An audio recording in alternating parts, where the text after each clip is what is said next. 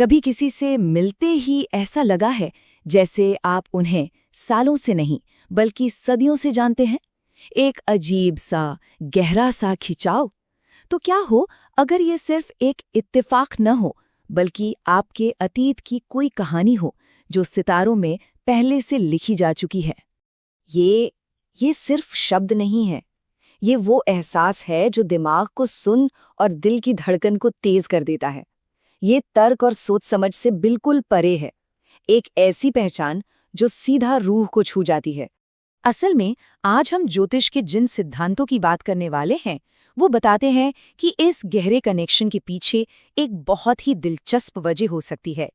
वो कहते हैं कि कुछ कहानियां इस जन्म से बहुत बहुत पहले शुरू होती हैं। तो चलिए देखते हैं आज हम क्या क्या जानने वाले हैं। सबसे पहले हम इस गहरे कनेक्शन को समझेंगे, फिर उन ग्रहों को जानेंगे जो ये कहानी लिखते हैं। इसके बाद उन दो खास फॉर्मूलों को देखेंगे जो इन रिश्तों की पहचान बताते हैं, और आखिर में सब कुछ समेट कर देखेंगे कि इन इशारों को पढ़ते कैसे हैं।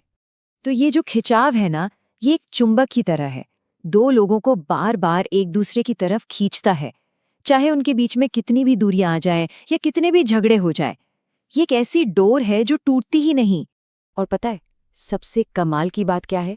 ये कनेक्शन किसी सामाजिक बंधन को नहीं मानता, चाहे लव मैरिज हो या अरेंज्ड मैरिज। ये अपनी गहरी इंटेंसिटी से किसी को भी चौंका सकता है। बिल्कुल ऐसा लगता है जैसे किस्मत ने ये सब पहले से ही तय कर रखा था। तो भाई ये कहानी लिख कौन रहा है? चलिए अब पर्दा उठाते हैं और मिलते हैं इस पूरी प्रेम कहानी के मुख्य किरदारों से, यानी उन ग्रहों से जो ये सब तय करते हैं। ये बस दो ग्रह नहीं है। वैदिक ज्योतिष में मंगल पति का और शुक्र पत्नी का प्रतीक है, और किसी की भी जन्म कुंडली में इन दोनों के बीच का जो रिश्ता है, जो तालमेल है, वही उस कहानी को बयां करता है जिसकी शुरुआत शायद इस जन्म से बहुत पहले हुई थी।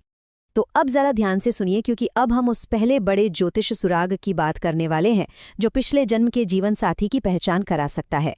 ओके, तो इस गहरे रिश्ते को पहचानने का एक 3 स्टेप फॉर्मूला है। पहला स्टेप, मंगल और शुक्र के बीच कोई कनेक्शन होना चाहिए। अब ये कनेक्शन युति हो सकता है, मतलब दोनों एक ही घर में साथ बैठे हों, जो सबसे मजबूत इशारा है, या फिर एक दूसरे पर उनकी दृष्टि हो। और ये कनेक्शन आप कह सकते हैं पत्थर की लकीर तब बन जाता है जब कुंडली के पहले और 7वें घर के स्वामी भी आपस में जुड़ जाएं। इसको ऐसे समझिए, जब मंगल और शुक्र कुंडली में एक साथ बैठते हैं ना, तो ये एक तरह का कॉस्मिक हग है। ये साफ साफ दिखाता है कि दो आत्माएं जो पहले भी साथ थीं, वो इस जीवन में एक बार फिर से मिल गई हैं। लेकिन एक मिनट, क्या हर गहरा रिश्ता पति पत्नी का ही होता है? क्या हो अगर पिछले जन्म का रिश्ता शादी का नहीं बल्कि किसी और तरह के गहरे रोमांस था? और यही कहानी में एक नया मोड़ आता है। एंट्री होती है एक नए किरदार की, बुध ग्रह। ज्योतिष में बुध दोस्ती, बातचीत और इस मामले में प्रेमी या प्रेमिका जैसे रिश्तों का प्रतीक है। और ये कॉम्बिनेशन तो एक बिल्कुल ही अलग कहानी बताता है। अगर मंगल का संबंध शुक्र के बजाय बुध से हो और फिर शुक्र भी किसी न किसी तरह इस जोड़ी से जुड़ जाए, तो ये किस ओर इशारा करता है? कि जो आज जीवन साथी है वो पिछले जन्म में प्रेमी या प्रेमिका था। है ना दिलचस्प? मतलब सितारों में एक अलग ही रोमांटिक इतिहास लिखा हुआ है।